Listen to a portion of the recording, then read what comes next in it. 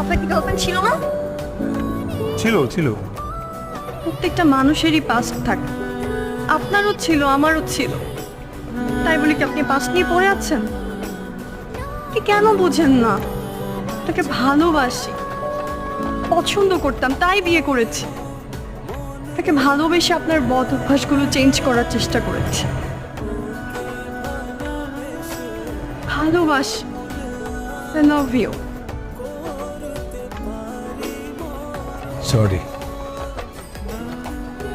I love you বলেছি। I love you বলে I love you too বলতে হয়।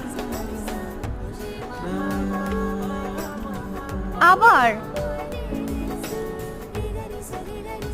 I love you two